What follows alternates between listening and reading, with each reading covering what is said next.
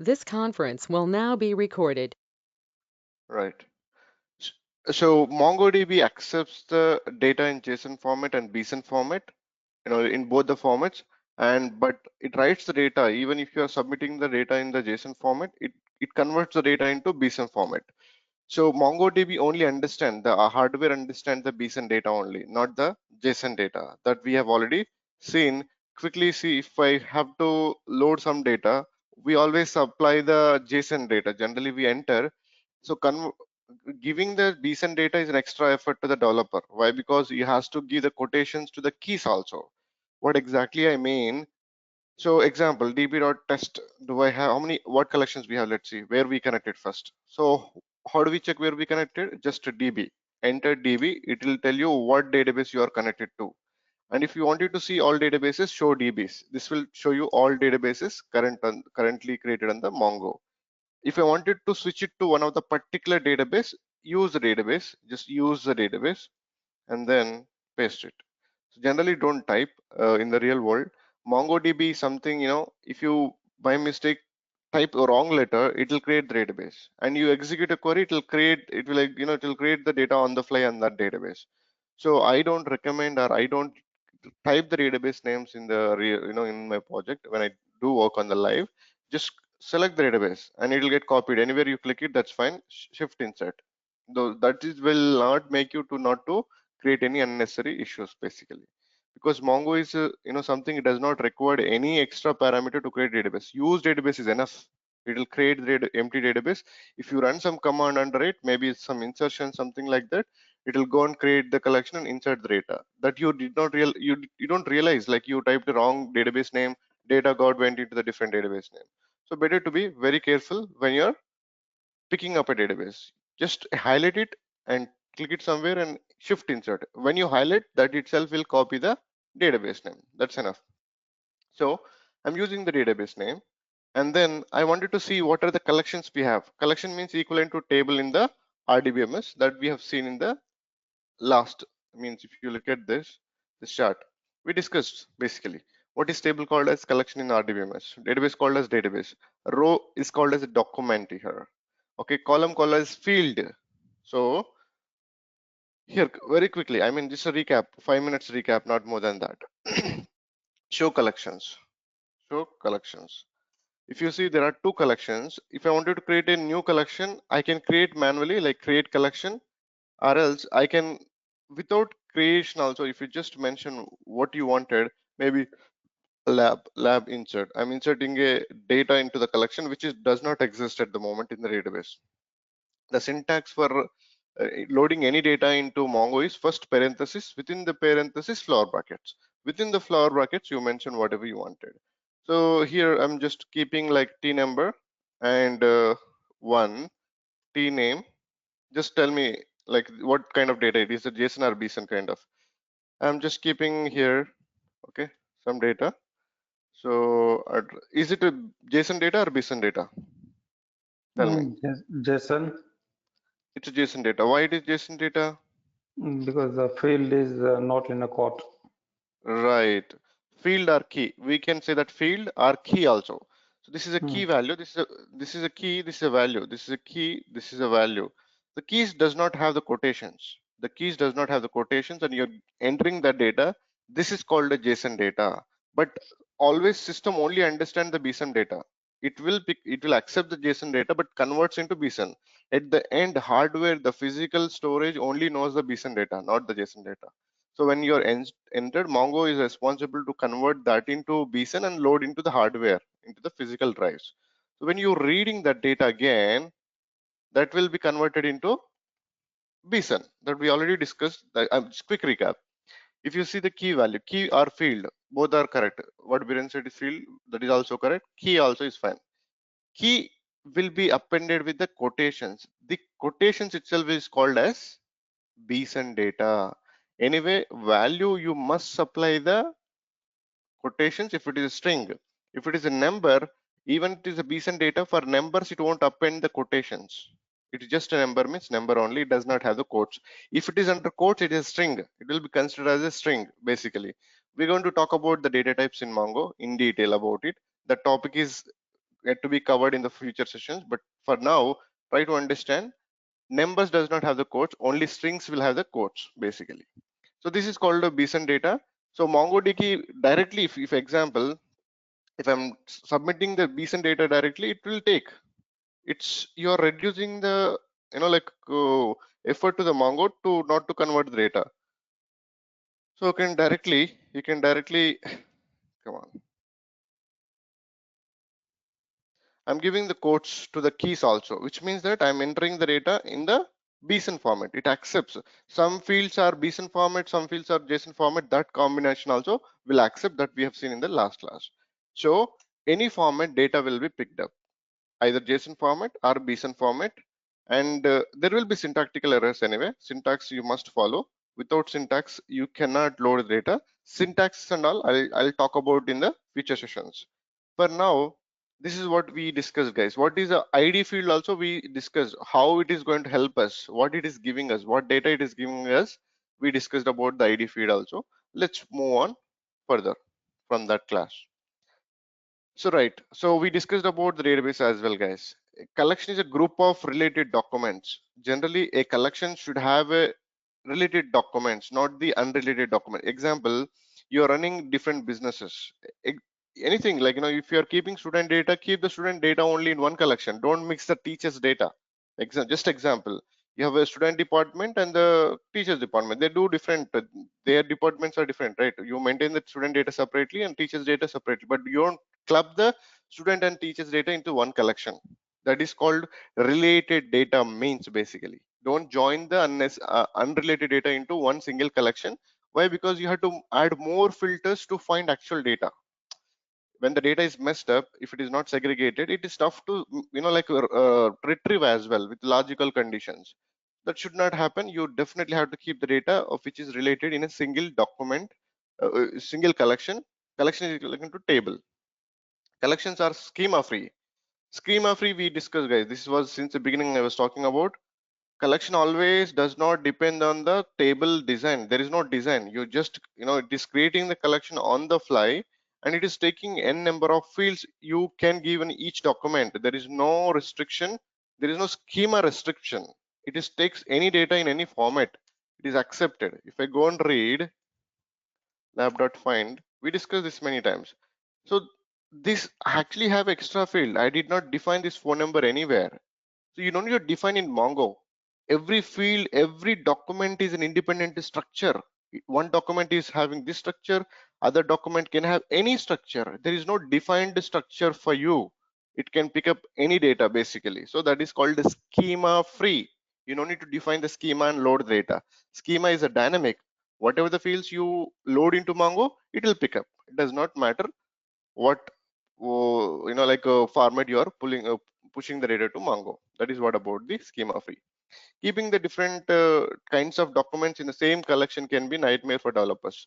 Like you're keeping example teachers data and students data, and you wanted to filter out the data. It will become very tough, right? You cannot just find the teacher or student with the name. It is not possible. There should be some extra identity which we need to give to student and teacher to identify separately.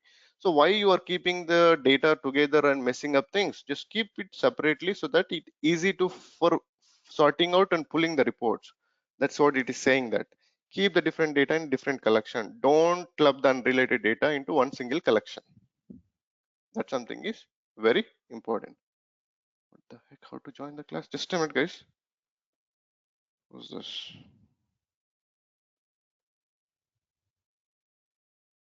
Karthik.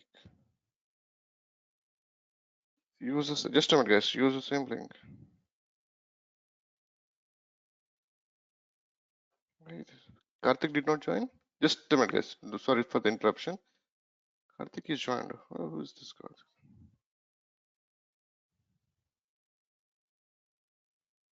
Okay, fine.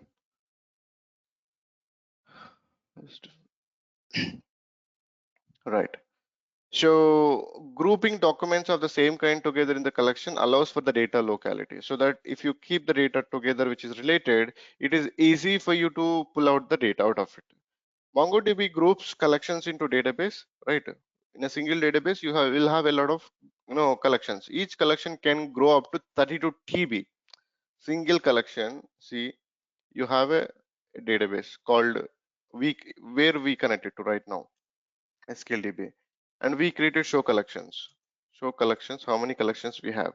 Each single collection can grow up to 32 TB. 32 TB is not a small, we are talking about very vast data, and it cannot scale with a standalone. You definitely do the sharding. If the database is going in terabytes, you definitely have to do the sharding to get the scaling power, the performance power that we discussed anyway. Okay, we discussed anyway about it, right? So sharding, what is the sharding? How it? I mean, just I given an introduction. I did not complete it yet. We have a separate module. So sharding, there I'll pick up the point again. A single instance of MongoDB can host several databases. There is no limitation of databases. You can create n number of databases, each of which can host completely independent data. See, one more thing, guys. Another big thing is, if you are doing example, you have a lot of different businesses, like you do the transport business, you do the schools business, you do different business. So for each application whatever you do, you need to separate the data. School's data should be school only, transport data should be transport only. Don't keep the data into, like schools and transport data, you don't keep in a single database. Keep it, because you're running a school, you also need transport, like getting the students and like dropping the students, all that. You have separate department for that. You have to keep it separately. Their data in, like how many people came, how many people did not attend, something, whatever it is. So don't keep the data like club with the one department of data to other department data. Keep the data in a different databases also when you're handling with a different altogether different business. Basically, that makes things easy for the developer to call database wise. See, transport, they'll call directly transport. So transport related collections all will be under transport database. If it is a school, means school, teachers, department, all will be in a single database. So you have to keep things separate when you're doing the business. Don't club everything in a single database as well. Not only collection level, database level also. You need to look at the structure and architectures. Good rule of thumb is to store all the data for a single collection in a same database. Right. So what it is, single application. So what it is saying is, you have one application. Okay, try to keep the data in one database, and if you can keep two database. See, this is something, let me tell you, this architecture, you follow, you don't follow, Mongo will take the data, but best standard says this. Let me quickly conclude this point. You have four databases, okay, and the three applications you have, assume a case. One application should load into one database only. Basically, if required, it can go to two database also, but these two databases are already given to application one. Okay, it is A2, second application, this is A3. The rule of thumb for this one is, if A1 is using two databases, don't use A2 applications data into any of these database anymore, because they are reserved for the first application. So if a different application, keep the different database itself. Don't mix with the existing databases application data. And one database can go with the multiple databases, but one database should not mix the other databases application data. You confused, or you got the point? Let's let me know. One application can go to multiple databases if required, because subdivision is there within the application, within one business. Divisions, there will be divisions. That is the reason they occupying two databases. One D1 database one, D2 are occupied for the A1 application, D3, D4. So when you occupied two databases, one for one application, second application should not mix with the other applications databases. That is a rule basically in Mongo. We keep that way. This is a design, guys. It's a recommended design. However you load the data, Mongo does not reject. That is there. But you have to be very careful that to segregate the data. If you don't segregate the data properly, there will be an impact for sure. There will be an impact. Why? Because when you keep unrelated data, that will be a problem. Obviously, problem on the system. That should not happen. So keep the each application as a separate database. Don't mix with the other databases where the other application is already using one of the database. Is that clear, everyone? Say something, please. How about if Is it? one Go ahead. database, one database can be used by multiple applications, right? Yes, multiple application. Oh, no. One database cannot be used by multiple applications. Should not use multiple applications in Mongo. But yeah, if One my one application can use multiple databases, which is good, but one application should not use the database which is used by other application. That is the point here. if my business requirement is like in one database, Hmm, there are like multiple tables where hmm. three of the applications are using the same database. Then how about Act- yeah, I know Here in in RDMS. right, right. Go ahead. Yeah, in RDMS, like we generally have that, right? Like one database can be used by multiple applications, and of course, is vice versa as well. One Right. application uses like multiple databases. Right. In Mongo, we have a relations basically. You can relate a table like you have a primary key and foreign key relationship. One table can sit in one database, other table can sit in another database and keep the relation and load the data. Here, there are no relations. Every document is an independent. One document does not have a relation with other document at all. So here there is no dependencies, in terms of collection to collection. When there is no difference, keep it a separate database and load the data there so that it will become easy for you to for the data retrievals basically. In RDBMS we have relations. Here we don't have relations at all. Everything should you have to keep the data in the locality only, local database only, local collection itself, local document itself. I'm going to talk about that right away after this slide anyway. So this is a rule of thumb you have to follow, because in RDBMS is different, NoSQL is different. We cannot combine. One application can use multiple databases, whereas one application, see, another application cannot use the database which is already used by the other application. It has to pick up the fresh database. That is a condition you need to follow. So is it, I mean, it's a Mhm. mandatory or it's a good practice? It is a good practice, not mandatory. Mongo will not reject you anything.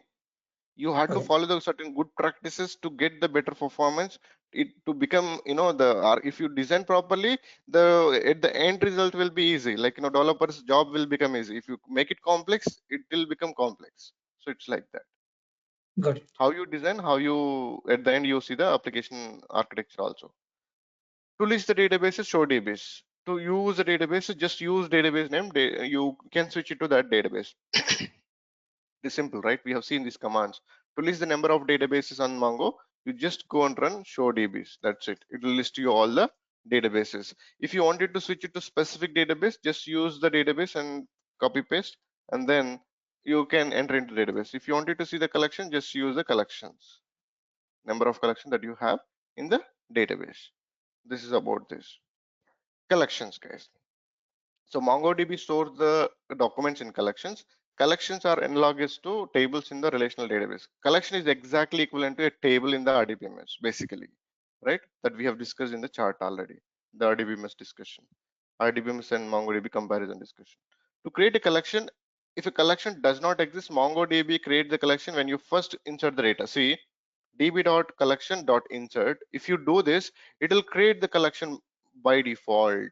It is not letting you to ask you first. It is not asking you to create a collection, insert data. It will create the collection and load the data if collection does not exist. That is what the sentence is saying altogether. The insert operation will create the respect to collection if they do not already exist. You don't have a collection name, it will create. To list the number of collections, see, this we have seen already. I discussed in the first demo itself. It will create a collection on the fly. That is what it is. To list the collections on the database, use the below command. Show collections will show you all the collections that the database is having. And if you wanted to know in which database you're reading the collection, just DB. DB will tell you to which database you are currently connected to at the moment, basically, right? That is what it is. So now, right, where are we? Let's go to the next one, documents. So document is basically holding all of your customer data. It can be, right? MongoDB stores data records in a BSON format that we have discussed, the BSON document.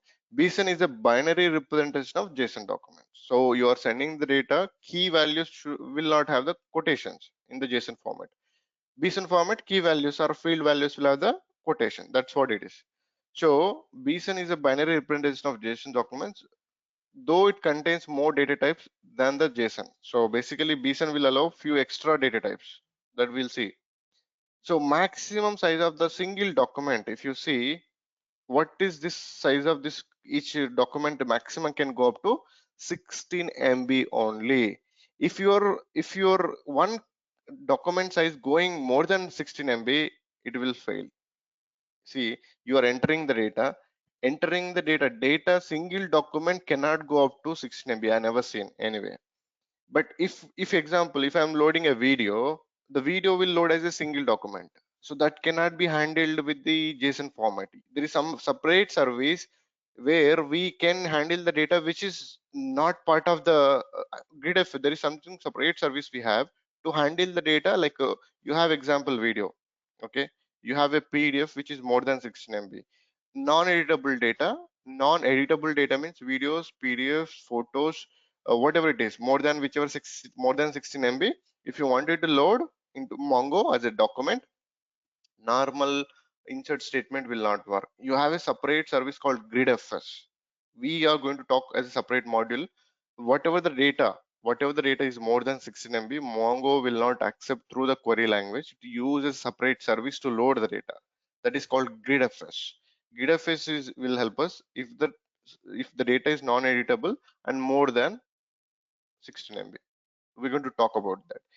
So sample document looks like this. So let me explain this one document, guys. How Mongo documents in the real world they fit into quickly. So I'll spend 10 minutes here. Just try to follow. I wanted to create a document which is going to have lot of different data. Assume like this about one single one person or one business entity, whatever it is. db dot example customer. I'm creating customer collection. Insert. So in insert, you have to go with the parenthesis. It's a minimum parenthesis. Let me take it in a proper format so that it is easy, guys. I'll make you understand. You can write your own scripting if you understand slowly. Okay. So this is parenthesis. Within the parenthesis, you need to have a minimum flower brackets. This is what is a minimum syntax for the Mongo, right? So now here I'm going to define what I want to define. This is a minimum syntax you have to follow. Parenthesis, within the parenthesis, flower brackets. Then maybe I'm entering the customer data, maybe like first name, as in my case. I'm keeping it as Karthik, first name, comma, first field, comma. And this first name is a key, this is a value. So value will go with the quotations as it is string. Maybe last name I'm keeping it, last L name, just for the sake. Last name I'll keep it, I don't know, so just I'll keep it L, whatever it is, just for the sake of discussion, as a is capital. And his gender, I mean the gender you also need to mention, right? Gender, let's keep it male, kind of. Gender also I'm mentioning in the application. This is an application. Maybe after that, address will have a lot of details. You'll have a street, you will have a like a first street, city, state, country, something like that. You will have a lot of data, so that will go inside the another document because it is not one parameter, it has more parameters, so it will go into different parameter, different document again altogether. So here I'll mention street. First street, he belong to maybe some colony. Maybe here we have a colony something. Okay. And then after street, you need to definitely mention the city. Minimum it is, right? City, I'll call it as Hyderabad. Just an example. So how you can enter the data based on the data need. And after that, state you wanted, state.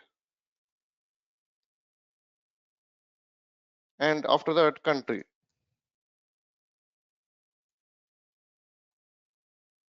Right? If you understand this, you can write a lot of scripting. I'll tell you how to write. Okay. then this is ended about then keep the comma, that is over. Next, maybe is owning different accounts, maybe different phone numbers. Phone numbers, he has two phone numbers. When he has it two numbers or something like that, go with array representation.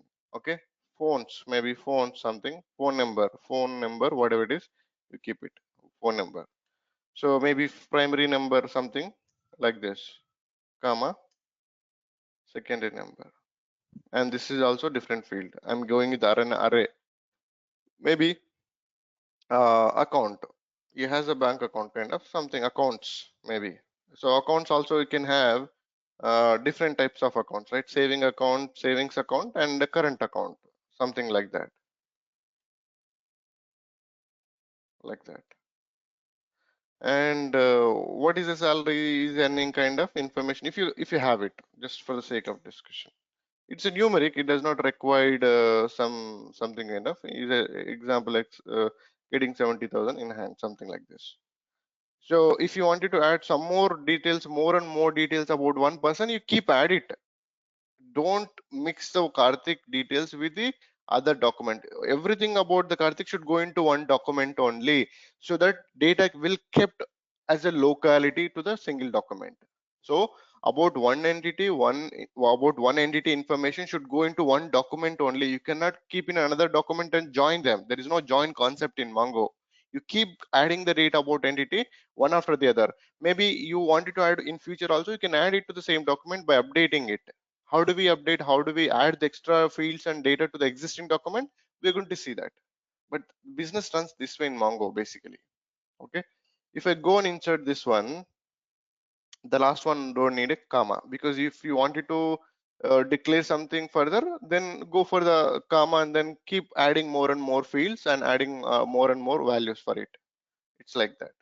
So I'm picking this data, going to Mongo, and where I am right now, MongoDB, wherever I am, doesn't matter. I'm just copy pasting. I'll run this. It inserted one document. If you see this data, db.customer.find, it will give this data like this. But if you want it to read in a human readable format, like good format, there's something called pretty command. If you use this, data will load in much readable way, organized way. So you can see ID is an extra field which will append it to every document. That is we discussed. And you can see this data like this. Now I'll insert one more record quickly. I'll read out whatever the data you wanted very quickly. If you want it, I'll save this and send it across for your practice.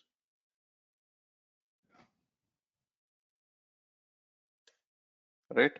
So I'll keep some record here, just as in my case. Information about here, maybe I'll keep it first name as Mahesh, and is capital is just M, and it belong to some Kukatpalli something. Just I'm giving some Hyderabad, Telangana, India is fine. And phone numbers are obviously different. Some random, sorry, it must be some random number I'm giving. I'll tell you how to read this. Just as I was talking about the document, you just need to understand what is the document means. Basically, that is the reason I'm just taking one example, letting you to understand. So maybe salary for him is a 90,000 something like that. So I'm inserting another document, another customer information, and loading it like this. So now if you go and read db.customer dot, okay, find, just this will read the data this format. I don't want that way. I want it in a more readable format. So pretty you have to use extra. So now you have the data like this. So now I wanted to filter the data further. It is so simple. How do I read an embedded document? Just if you wanted to read this document, it is simple, straightforward. db dot customer dot, we have separate module for CRUD operation. I'm just giving an introduction, don't worry about it. Find, in find you have to give the condition. Always everything will follow in Mongo, parenthesis, within the parenthesis flower bracket, within the flower bracket mention what you wanted. So what I wanted is f name I wanted Mahesh, that field I want, that record I wanted. You can even filter This is a case sensitive basically. Mongo, it is a case sensitive. If I use F and I'm using small f, it won't call it. So, sorry, pretty. Or I'll just see. It is not giving any record. We have f name Mahesh, but the field is a case sensitive. You must give the exactly what it is. Uppercase, uppercase, lowercase, lowercase. It is not a case insensitive, case sensitive. If I give it, I get the record like that. You're getting one particular record like this. If you wanted to get the particular embedded document, how do I read it? So the people who are belong to, maybe I wanted to read OU colony, whoever belonged to in OU colony in the complete customer list I wanted. So how do you find db.customer? Okay, it is simple, guys. Writing the JSON script is very simple. You get the lot of insight in the third module. I'm going to take 3 classes on the scripting itself. You get the full clarity on it. Don't worry. So now what I wanted to find is the people who belong to the OU colony under the customer. So you have to give the address first because it has 2 layers, right? Address dot means you are entering inside the embedded document. This is called embedded document. Why it is embedded document? A document you have, this the first document. Within the document you have another document that is called embedded document. A document within a document is called embedded document. When you wanted to read embedded document, first call the parent field and then call the child field. It's like that. So simple. Anyway, street and colon and read what you wanted. Maybe I'm going with the OU colony, right? Whoever belong to OU colony, I just need it. And at the end, you wanted to read the data in a much organized way, just use this command. So see guys, you are reading the embedded document like this, giving the parent field name and the child field name and give the parameter what you want to read. So I'm giving this address.street. Even we have in the RDBMS also, if you wanted to read a table, first database, if remote means you are reading the data through link server, what do? You give the remote server name, remote server database, schema, table, and what you wanted to read out of that. So you're giving the complete address. The same thing here as well. Within the document, maybe you have nested embedded documents. Nested embedded documents may be like different case. Maybe you have the parent document, this is a child document, child to child document also. There could be more and more complex data they're entering. They might have the nested embedded documents. In that case, you address street has another child field, then dot another child field and give that value. It will go and read. So you have to just, it is like a tree structure. You are reading the data and reaching the data in this tree structure to get out of it exactly. So anyway, no need to worry. For now, we're talking about what is a document. We did not go for up to CRUD operation. CRUD operation will make you understand every script that we write. No need to worry, because I spent a lot of time there. For now, a document means this: keeping the data locality in a single document. Keep, like if you are entering some record, that record data, all of its data should there in a one document only. If you are segregating the data into another document, there is no join in Mongo. So that is the reason, try to keep all of one entity data into one document itself. Don't segregate. Is it clear? Yes or no? Just introduction. I did not finish the document yet. We have a lot of discussion in that direction. Is this clear to all? Like what is document at least, and how we need to keep the data in the document? It's an idea. For now, it's Yeah, just an idea. yeah, Ravinder, like supposing you can filter on a OU colony, right? If there are multiple records on based on that on the street, Hmm. so it We will can get display. right one more. Let's insert one more as it is. So yeah, whatever it is matching, it will just get the data. So let me insert one more same record just for the sake of discussion. Now, if I go and read, OU, it will give it 2 records now. See, it is giving 2 records, first and second. Okay. Whatever is matching, it is giving all of that data. Clear? Clear, right? So basically, the object ID is a unique one. Yeah, of course. Should be, see, object ID, whatever is matching. This object is unique, of course. This is a unique one. This we are not touching it. This is separate topic for us again. Yeah. Okay. This has a different meaning for us basically. It is giving you when you inserted the record, And also in a future classes, we can sort the data based on the time you entered. Like what is the latest document, what is the oldest document, we can identify using the object ID only. Basically, we'll see that in the future. How do we sort the data using this ID? The sort and grouping and everything will come in there is no grouping concept in Mongo. We have a lot of sorting methodologies. There I'm going to use all these fields and all. We will understand, no need worry. What are the business cases? How do we read the data in different ways? I'm going to talk about in the next module. This we are in the second module. Installation, just basic installations we are done. Now we are talking about comparing the Mongo with RDBMS, then architectures, Mongo architectures we are discussing. Then we'll enter into crude. Then slowly we'll enter into more and more detail of the product. No need to worry. I'll cover most of things that you need to know as a DBA. Even I include the development as well. So this is what is called a document, and this is how document has to be framed. All of the one entity data should be there under one document only. You cannot segregate because there is no join concept in Mongo, that you need to keep in mind. Right, let's come to the architectures. This is very important. Most of the interview questions are from this module especially. Most, without questions from this module, you don't have an interview, as simple as it is. First, your knowledge will be tested based on this architectures only. Try to follow as closer as you can. 2 classes I'll spend on this especially. Why? Because this is so important class to understand, so important concepts, because this is where you will get analyzed. What is story account, what kind of story accounts we have, what is architectures we have, how each story account deal the data, how the data recovery happen based on that storage engines. We have a lot of things, guys, in this module. Very important how Mongo recovers the data internally. The complete architecture discussed in this module only. We have multiple architectures in this. Basically, try to follow very closely. Right. So for today, I'm going to talk about only storage engines today. Multiple storage engines we have for the MongoDB, not one. Each storage engine has its own advantages and disadvantages. And what is the currently used storage engine? White Tiger. Everywhere White Tiger. We don't use in-memory. We don't use mmap. Basically, what are the major drawbacks about these storage engines? I'm going to talk about. Based on the storage engine, how data is loaded into Mongo will change in the background. Basically, what format data is. Format means binary bson format only, but how it is structured in the background, how effectively can read the data out of it based on the storage engine. Storage in a different layer in the MongoDB architecture. Basically, it plays very bigger role for the performance of the Mongo. So we're going to see all of that, guys. Okay, journaling is like a log file.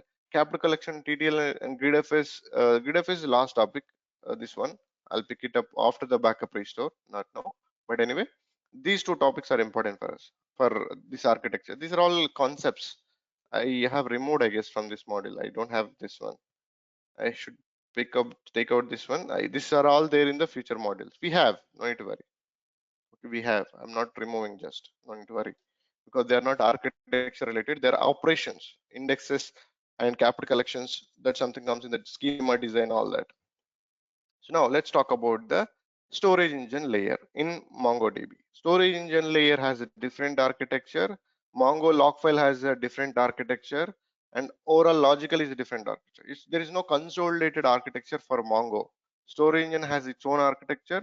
Mongo, like a log file have a different architecture. We're going to see all of that. No need to worry. Just try to follow as I'm discussing. You get the actual output of it.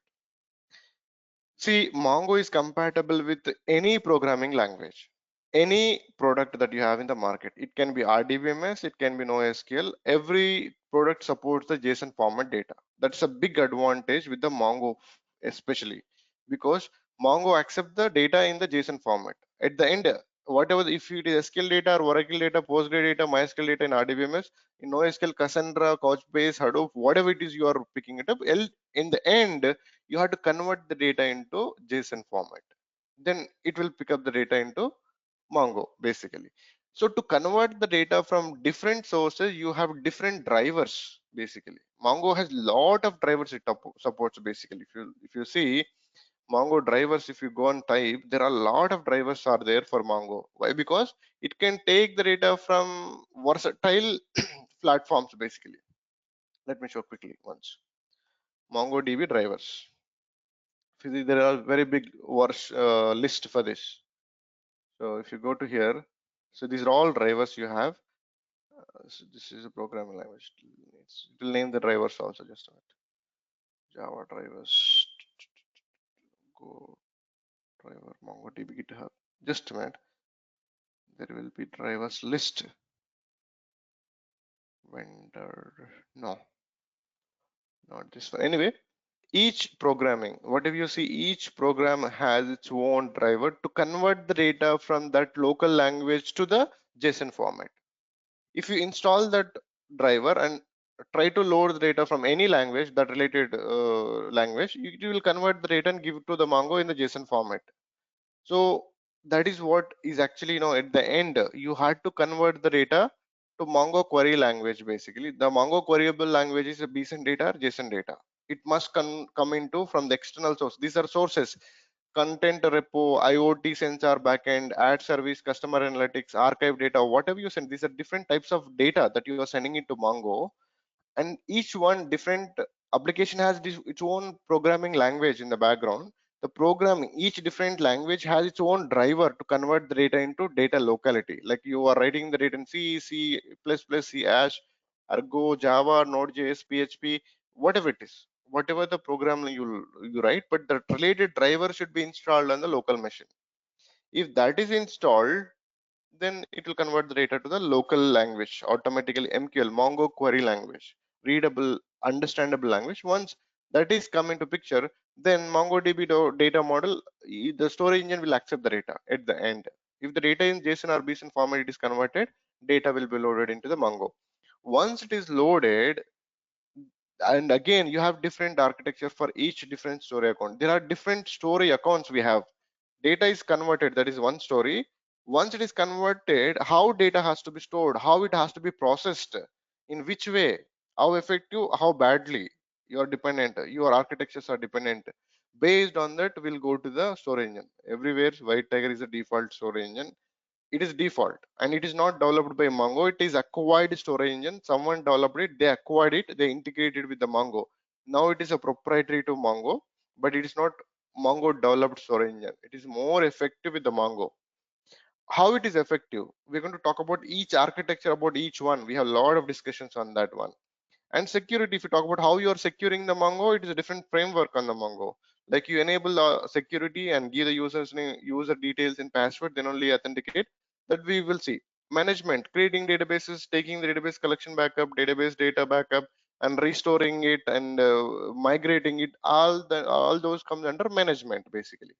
But security management is a different, included layers in the Mongo. But we are talking about data, not about the management right now. So let's talk about the storage engines one by one. Data can be any source, guys.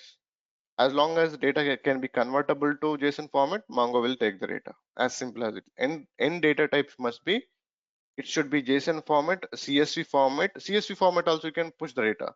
We will see how many different types of data we can directly feed into Mongo. That 4 types of data we will see basically in the real time. CSV format, JSON array format, and what else? These are the main things basically. There should be some other data types, they'll call it as, I forgot that name. Okay, whatever it is. So generally you need to make the data into that format, and Mongo can take the data. How we can export the data to different formats, how we can import the data, that comes in the backup restore, not now. We are going to see that. First, how data can be handled in the underlying hardware structure, that is the main topic for us. Right, we have 3 types of storage engines. Storage engine plays very bigger role in terms of performance. Your performance is completely dependent on the storage engine only. These next 2 classes are theoretical, guys. After this, most of the classes are practical. But I had to complete through the theory because these are architecture. I don't have any option. You have to listen, you have to understand. Anyway. So the storage engine is the component of database that is responsible for managing how data is stored both in memory and disk. So based on the storage engine you choose, the processing of the data or loading of the data will change. How it is changed, how it is going to impact the performance, we'll see that. First, the most famous and everybody 99% implemented engine storage engines are White Tiger basically.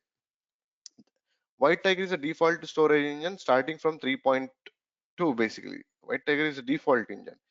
White Tiger is introduced. We discussed about Mongo versions, guys. 1.0, 1.2, 1.0, 1.2, 1.4, 1.6, 1.8, 2.0, 2.4, 2.6, 3.0. We discussed all of the Mongo versions, right? What are the versions we have? So 3.0 has the White Tiger introduced, but it is not default. When you install, see if you wanted to check what is the storage engine for Mongo, open a new session, just we can check it out quickly. What is the default storage engine for Mongo? How do we know? So cd var Mongo log, it will write in the log, and even here in the Mongo also you can find it. db.server status. Storage, we have that storage. Let's see. So it will maintain everything basically. If not, I'll go the different way. Right. Storage engine. What is the server? This is one of the biggest helpful function in the Mongo. It will hold lot of details basically. If just for the sake of discussion. So if you see server status, how many connections are there on the Mongo? How many people are connected at the moment? How many active connections are there in the Mongo? You just type this command, connections. It will tell you two connections are connected and total only one connection is active right now, and total available connections are 817 at the moment. 817 connections can connect. If you want to increase, we'll see. So this one is going to give you lot of health of the Mongo. How memory utilization, how many connections are there, how many blockings are there on the Mongo, and how many inserts are going on at the moment, how many inserts are already happened in the past on the particular database, particular system. We can track lot of information from this function. Especially this will help in many directions for our troubleshooting. I'm going to talk separately on this one a lot of time, maybe 20 minutes, more than 20 minutes. What are the main parameters we will read out from that function to troubleshoot the Mongo basically. This will hold all of the troubleshooting information in some way. Like it doesn't have everything, but what is going on in the Mongo right now, just to get to know.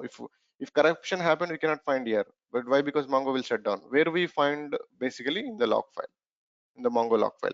How do we read the Mongo log file? How do we exactly pinpoint one particular point? We will see today itself. No need to worry. It will come with a class by class. Will gain the knowledge. No need to worry. Now, what is the default engine for storage MongoDB? Is a White Tiger. We just verified. You see that White Tiger is a storage engine, right? We've seen. So from 3.0, White Tiger is introduced. 3.0.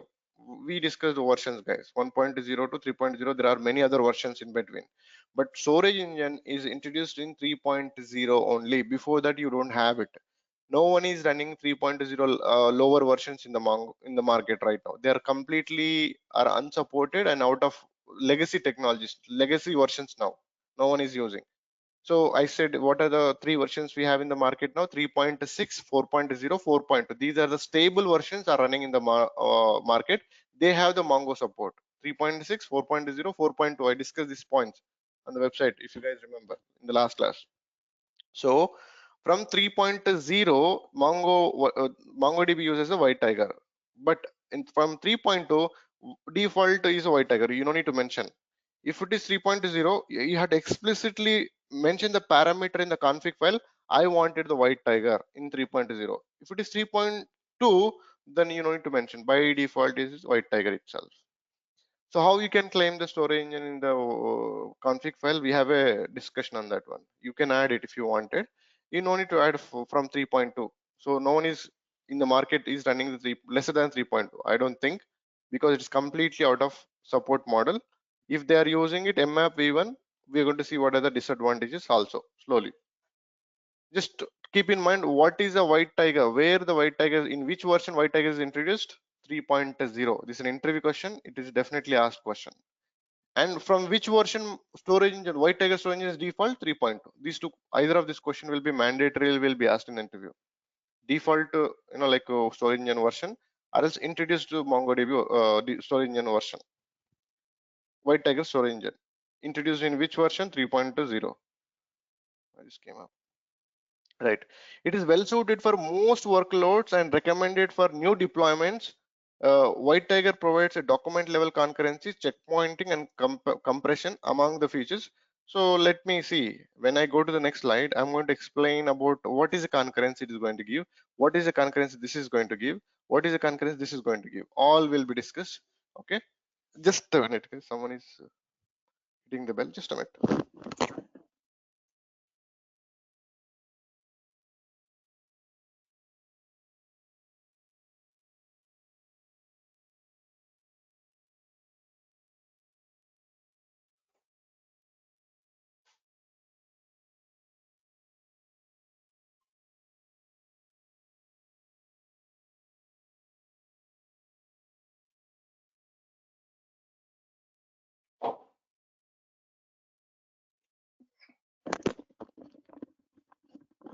Oh, sorry guys, don't mind. So now the default storage engine is White Tiger nowadays. Everyone will use the White Tiger only because it has lot of advantages over the other storage engines. Anyway, what are the advantages? We will pick up in the next slide only. So White Tiger will give you the more concurrency of transactions on a single document. Single document basically. We will talk about document level transactions only. Ultimately, every transaction is independent to document. One transaction cannot hit the two documents. Sorry, two collections. One transaction cannot hit two collections. Only one collection, because there is no join. There is no chance of hitting one single transaction go on hitting the two different collections. Only one. And one is how one collection can go with the different how it can give the concurrency of concurrence at collection level, that we will see in the architecture part in the next slide. But for now, White Tiger will give the more concurrency than the MRV1, as simple as it is. How it is going to give, we'll see. And checkpoint and compression. See, White Tiger MRV1, there is no compressor. Compressor means compressing the data. What kind of compressions we have in the White Tiger MFV1? Basically, White Tiger, see, MFV1 does not compress the data in the background. White Tiger will compress the data using the snappy compressor. There is something called compressor by default given to the Mongo for the storage engine. If it is a White Tiger, you will have the snappy compressor by default. MFV1 does not support the compression in the background. Your data will be, for example, if I'm loading 100 GB data, 100 GB data will load as it is, 100 GB. It will occupy 100 GB hard disk. If I load with White Tiger 100 GB data, you will see only 3 or 4 GB data. Actual data, what it is going to show, see, when I go and see, show DBs. It is going to give each database size. It is giving at the moment, if it at least has to have 1 MB. 1 MB will give 0.001 MB, basically, GB. 0.001 GB is equivalent to 1 MB.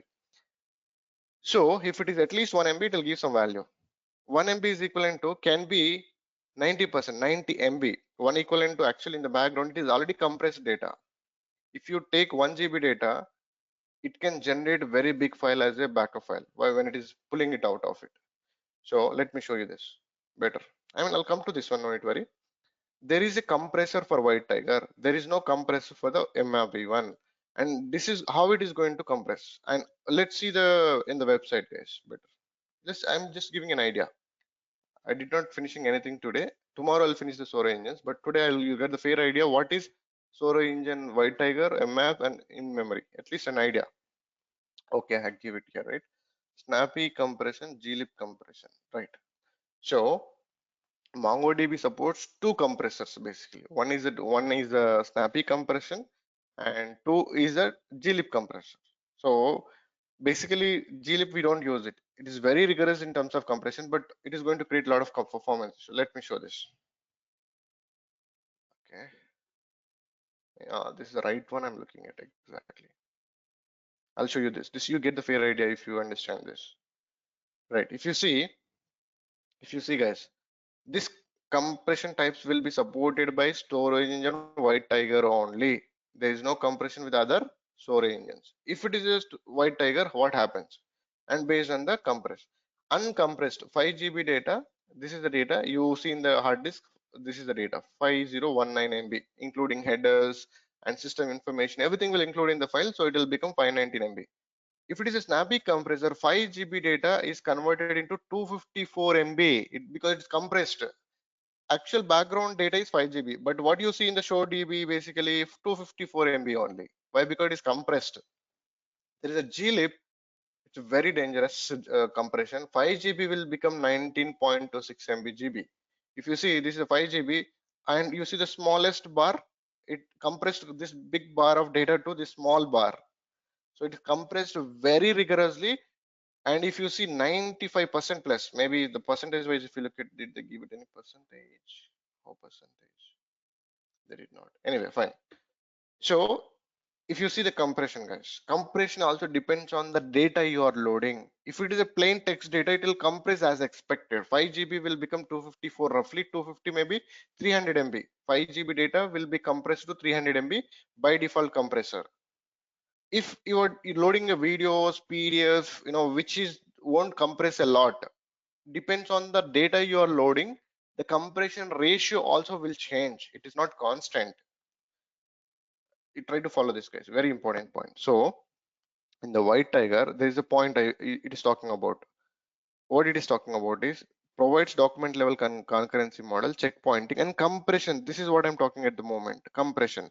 There is no MapV1 is the original MongoDB storage engine. It is default storage engine for Mongo up to 3.0. It performs on workloads with the high volumes of reads and writes, and as well as in place upgrades. So it is actually writing the data as it is. If you have 100 GB, it will occupy the 100 GB. It reads the quickly data. It will write data quickly and reads data quickly. Why? Because in the background, it is not taking the load and the compression. It's just writing as it is. So it is not going to save the money, especially. Why? Because MongoDB handles with large volumes of data.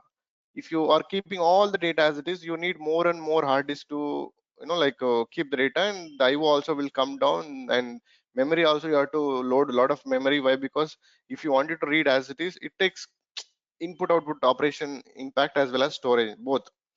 So here compressor is going to do a lot of big job for us in terms of performance. IO performance is very important for us. So the snappy compressor 5 GB data is directly converted to 254 MB. It is ideal. It is not fixed. Don't keep it as a fixed. It is ideal value. If it is a plain text data, this is going to happen. If it is not a plain text data, it is roughly 90% is compressing. This is up to 97, 98% is compressing. So compression ratio percentage depends on the data you're loading. It can be videos, PDFs, which non-editable data won't compress well. See, if you compress the text data, even normal glib or anything you compress, text data will compress a lot. If you try to compress the video, it won't compress much. Why? Because there is no scope to compress much. So that is how the Mongo also depends on the data you are inputting to Mongo. The compression conversion will matter. Following or not following? Please say something. Don't keep quiet. I need an answer. You guys are following what I'm trying to say? Yes, so Ravinder, so for the compression on the white tiger, how does the performance work? So based on the other one. Right. If you see, there is no compression in the MapV1. MapV1 will give you the good performance than the white tiger in terms of reads and in terms of writes, basically. In terms of writes, why? Because reads anyway, it won't give you the performance. Why it won't give the performance? It is going to impact your IO.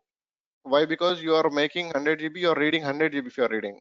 If it is a compressed, maybe snappy compressor, you are using 100 GB roughly, you might use 2 or 3 GB. So reading the 2 or 3 GB data is easy for the system. So reads will be slower here anyway, writes will be faster. Here writes will be slower. Why? Because it's converting the data, whatever it is converting, compressing and writing it will be slower, but reads are faster. And not only reads you're talking about, you are saving a lot of storage in the background. Why? Because you're occupying less storage, less data, and management will become also taking the backups and all that. There are a lot of things are dependent in the background again. So we need to take a look at the majority of the advantage, not the lesser. Okay. Following? Yeah. Right. Let's go to and check what storage engine it is, what compressor it has basically. Let's see. Does it have in the server function? I'm not sure. It will hold everything server information, but compressor do we have here? Let me see. No compressor. Okay, in the log file. It'll write in the log file if it is not here. I'll show you what compressor it is using. Log. In the Mongo, this is a log directory. You see this? and cat Mongo. It is going to read entire file. Oh, come on. I need to. So how many lines I have? How do I know? See, this is equivalent to 22 KB data. This is by default bytes. So how much of data I have in that file? How do I know? We discussed WCL and Mongo. How many lines of code data is there? Come on, sorry guys, I need to use sudo. We discussed all of this sudo, why we need sudo and all permissions. 167 lines we have, so which is fine. I can directly read it, comfortable. 167 line of file is not a big file. Cat sudo must use it because I'm not the owner of the file. So this is what it is. The complete Mongo file writes a lot of events. I'm going to talk about this separately anyway. There's something called compressor. Do you see any compressor? Something kind of parameter. You must see it anyway somewhere. This is where it started. Right, you see this compressor, snappy compressor. By default, White Tiger will use the snappy compressor. You don't need to mention. If you wanted to change the compressor, you have to use the extra parameter in the config file. Like I wanted the glib for some reason. You're just loading the data, but you're not at all reading the data at all out of it. Then go for the glib. Glib is something is more rigorous in terms of compression. So more compression, more load on the system when you're reading and writing both. Why? Because it has to decompress and give you the data. So we don't use that. It is giving more compression, but it is adding the more computing power also. So by default, we'll keep the snappy compressor only. It will come by default. You don't need to apply it. You don't need to enable it. By default, it will come up. glib is something more rigorous in terms of compression, but it is going to have extra load in the system. This is something is balancing everything, compression ratio as well as storage benefits both. That is why this is recommended. Snappy compressor is recommended on the Mongo to keep the data minimal as well as a good performance, and the maintenance also will be easy in both the direction. It is in the middle, right? Compressed, more compressed and middle compressed kind of. Use this snappy, anyway you'll have it. So maybe if it is you have lot of data, you are not finding it. So I wanted to read if the compressor snappy is there or not. How do I find in the file? I'm reading we discussed this point already, if you guys remember. Sudo cat mongo log. I can grep it. Grep what I wanted, what I'm looking for. Compressor. So it has a compressor called snappy. We discussed these commands. You guys remember? Find, grep. I discussed with a lot of examples. This is one of the good example. You understand? I said like I'll call these commands in the further classes as well. So when the data is large volume of data is there in the log file, you're not able to find what you're trying to find. Use these commands. Read everything, but grep it. So do you get what you wanted? Following? This I discussed these commands. You guys remember? Yes or no? Yes. These are all important. The basics, again, you have to go back to the basic and clear it out. Okay. If you don't know that command, because we discussed.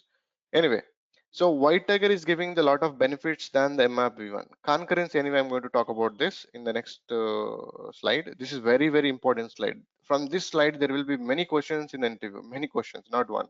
Because this slide, if you understand, if you want to understand, you need to understand the architecture. And you will come to discuss the architecture first, then come to this slide. Let's finish this, guys.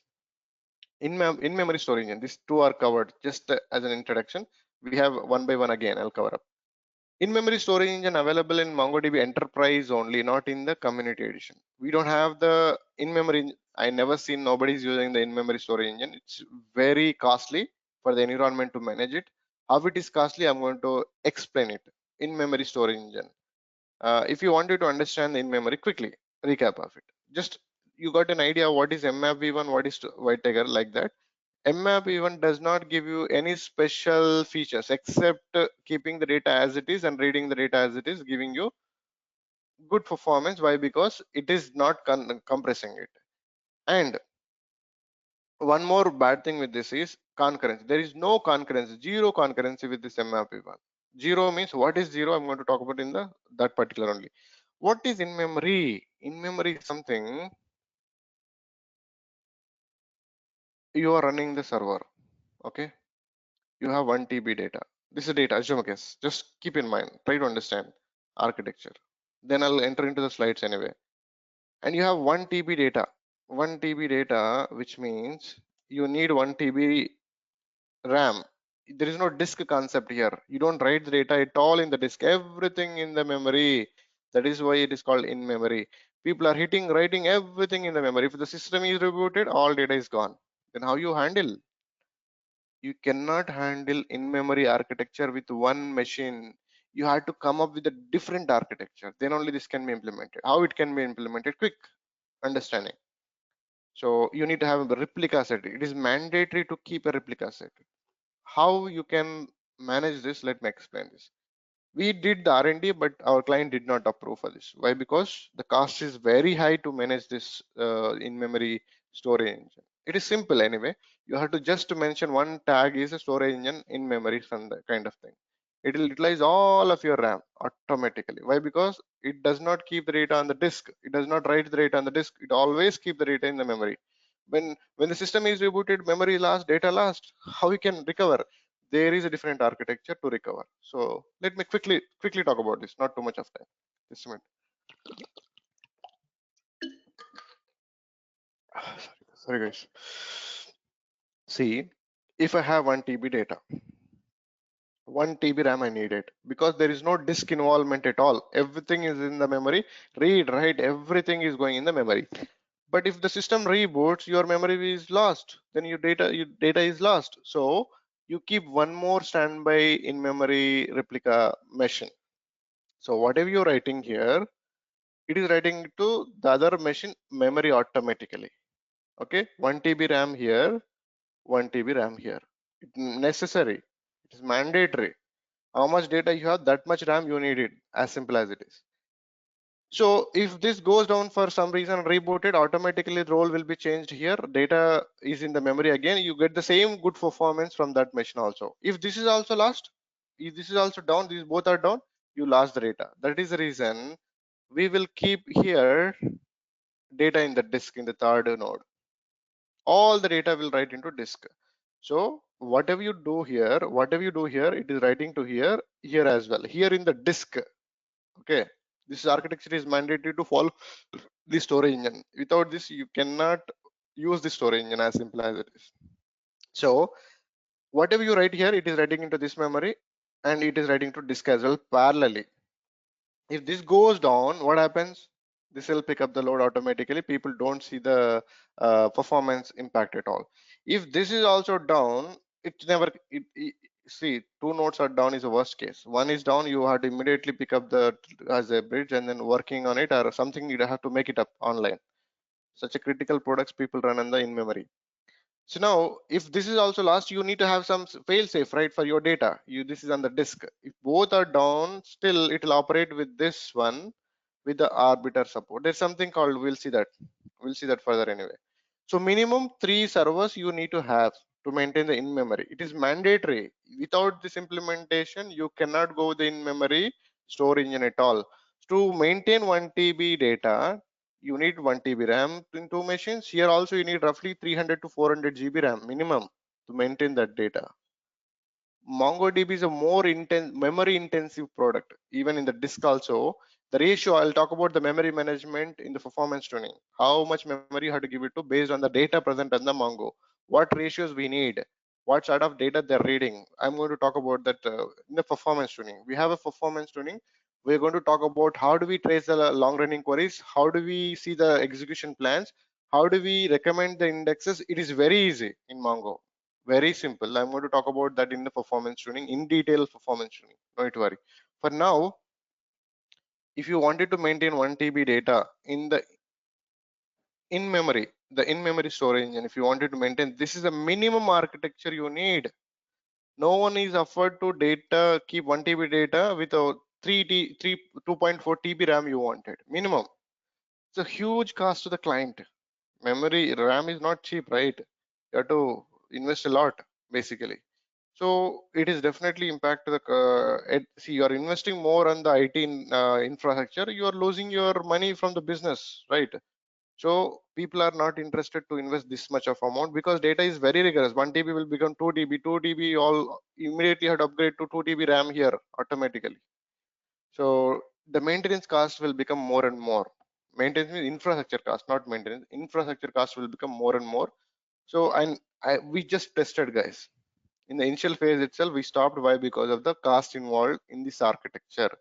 So you guys understood this, what I'm trying to say here? Got an idea what is in-memory storage engine means? How it required? Just an idea. You don't implement, you don't see this in practical. Why? Because this is not possible. The lesser VMs basically. It definitely, see what is you need to add one extra parameter to enable this. That's it. It will keep the data, all of your data in the memory itself. No disk is involvement is required except the log file. Data directory is not going to the memory itself basically. But here, this is not ideal solution for the most of the businesses at all. So you go for the white tiger only all the time. But got an idea on this one? What is in-memory storage engine at least? How it is implemented? Say something, but please don't keep it. If you keep it quiet, I don't understand like whether you are following or not following, right? Just followed, right? Everyone. Yes, yes, we got. Yeah, thanks for the response. Right. Let's move to here, guys. Let's move to the next slide. So these are the rough idea. You got it. What is mmap1? What is a white tiger? What is a in-memory storage engine? See, in-memory storage engine available in only enterprise. Rather than storing the documents on disk, it retains them in memory for more predictable data latencies. Like you get the quickest response, the best response time, but there is a lot of investment you have to do in the infrastructure. Right, let's talk about one by one now. We got just introduction. Let's talk about this. White Tiger storage engine. White Tiger storage engine uses a document level concurrency control for write operations.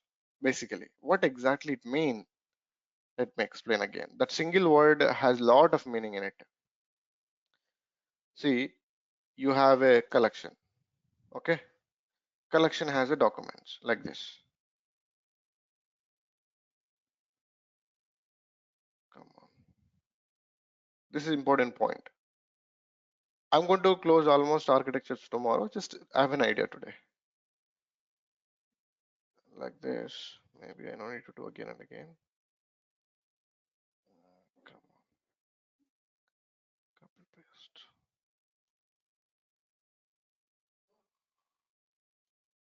Right. See, assume a case you have here 1,000 documents. 1,000 documents. It is a collection. What we are seeing is a rack kind of thing is a collection.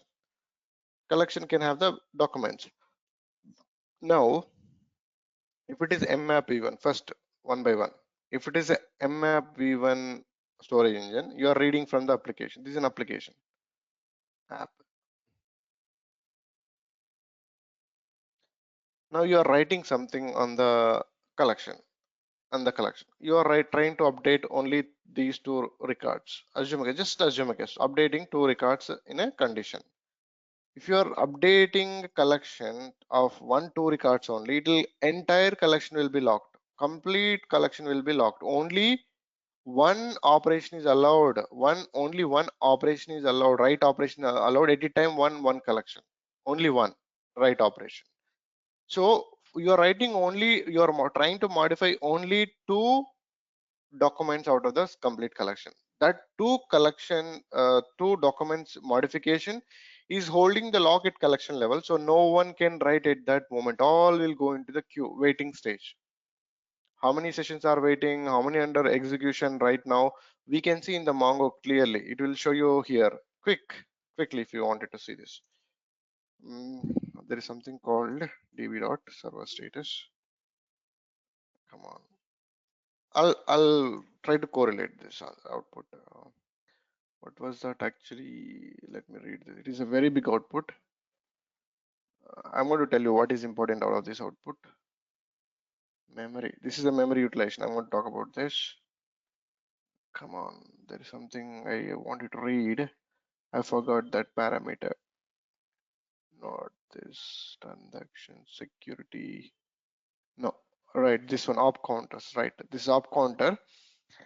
And if you see op counter replication, normal op counters, total these many transactions have been made, and op counter latencies, and right, this is where right op counters and replication. Where is this gone actually? there is something called active transactions and waiting transactions. All we can see available linear. Come on, right? Global locks. There is something called global locks. Right. This is what exactly. This is what I was looking for. Right. Sorry guys, I forgot about that parameter especially. Locks. Who are waiting? Who are doing the actions? Right. Global lock. Is it the same? What was that? Global locks. You must match that parameter, else it won't give you the output. It's like only I'm one. in global lock or global locks. Just a minute. I'll copy it. I don't want to type then. Not to waste time. This is enough.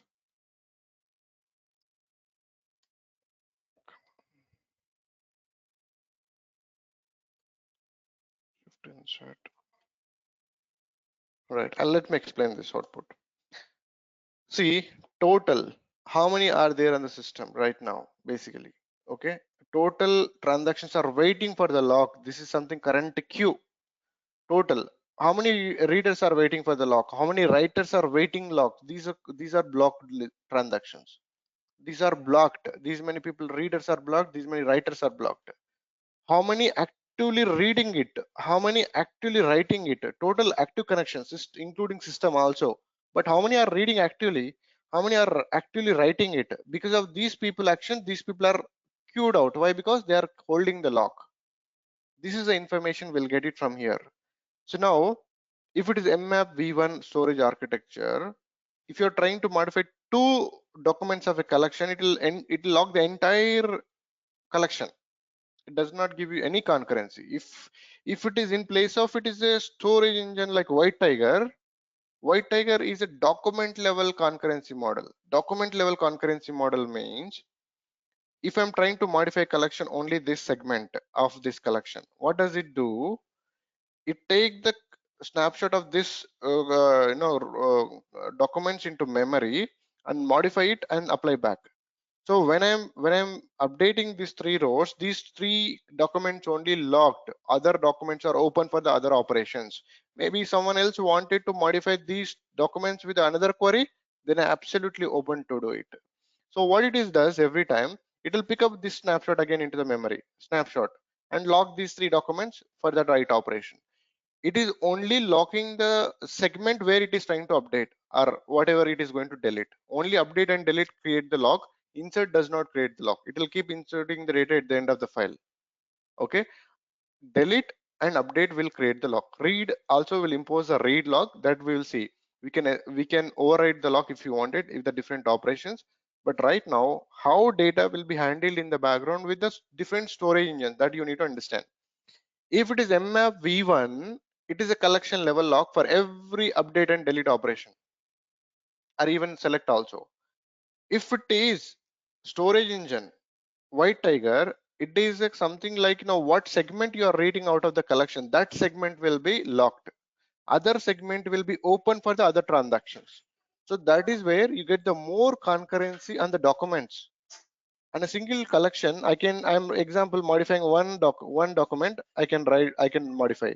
Other segment, other people are modifying. Other segment, other people are. So concurrently, these modifications are going in a single collection at the same time. It is a huge advantage to the business. Why? Because only this one particular segment is locked, and this segment again, once it is written and checkpoint right into back, and this segment will be released again for the other operations. So this kind of architecture, this is very important understanding. If you don't understand, please ask your question, because I'm going to refer this again and again, but I'm not going to tell you with the diagram. With a White Tiger storage engine, we have a concurrency level within the collection. Like we can lock only one segment of the collection, what is it is about to update, not all.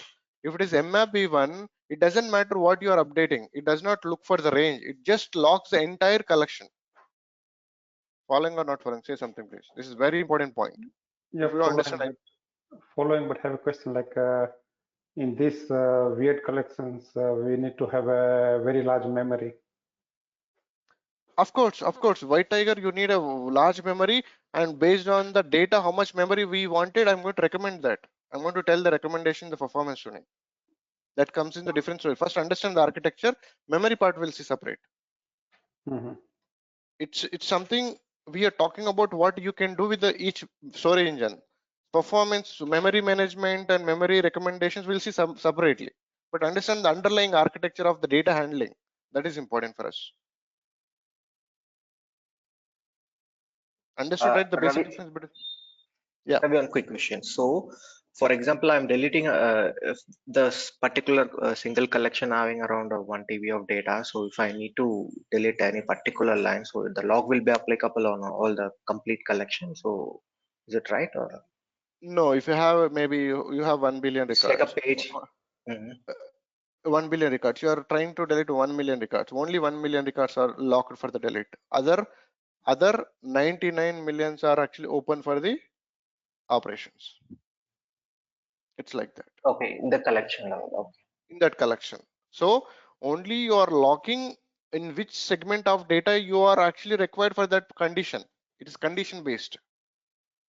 That is what is called concurrency at document level. How checkpoint works in Mongo. Checkpoint is next slide. Next slide. We have the topic. Just try to understand the architecture first, then we'll go to checkpoint. We have a detailed discussion in the checkpoint. I'll pick up that tomorrow. You don't understand in 10 minutes check what is checkpoint, how it is going to work. Checkpoint will build log files. Log file, it will be recycled automatically. There is a huge discussion tomorrow. I'll come with the, I'll show you the practical, how in the background things are working. I'm going to show practically so that you understand more connected. 10-minute checkpoint cannot be explained or finished, but we are talking about the storage. Checkpoint is about where I was talking about the checkpoint. There is a checkpoint discussion here. We have the checkpointing. Checkpointing is talking about in this slide itself. Somewhere I mentioned. Right here itself, in this line itself, we have a checkpoint. Each line will take a lot of time to make you understand, right? So we are on these two lines. I'll finish for now before the class. White Tiger uses the document level concurrency control for write operations. Document level means you have 100 documents in a single collection. You are modifying 10 documents. 10 documents only will be locked. Other 90 documents are open for all other operations. Read, write, whatever you want to do, delete anything. That is called document level concurrency for the storage engine. White Tiger uses a multi-version concurrency control. What is a multi-version concurrency control means? It is taking the copy of the version of the collection, this particular segment collection, into the memory and doing the modification, applying back. Once it is applied, it releases the lock on that segment also. That segment again open for the other upcoming transactions. So it is picking the version. This is one version of data, this is another version of data, this is another version of data. Multi-version concurrent control. It is taking in a single collection, each segment copy it is taking and loading in memory and doing the transaction. That is called multi-version concurrently control. It is not updating data directly in the collection. It is taking that data into memory, applying, and then giving the data back to the data file. It's like that. That is called Okay. multi-version concurrency control. At the start of the operation, White Tiger provides the point-in-time snapshot of the data to the transaction. Snapshot presents consistent view of the in-memory data. See, one thing, guys, you just need to understand this snapshot. What is snapshot? If you see, this data is a snapshot. It is snapshot means it is taking copy of it. Snapshot means what? Copy of that data, taking into memory and writing into back to the data. It will make the data consistent at any point of time. Why it is actually keeping a lock? To no one should come and make the data change at that moment. If you are unlocking this particular segment again to someone, data will go to inconsistent. Every snapshot is responsible on its own to make the data consistent in the background and give the lock to someone. That is a terms you have to use. Following or not following? Say something, please. Don't keep it quiet. This is important point. If you keep quiet, you're keeping yourself a question. Each segment of a data is a snapshot. Taking the memory into a snapshot, we'll call it as snapshot or version. Snapshot or version. Snapshot is the most used word. We're taking the snapshot.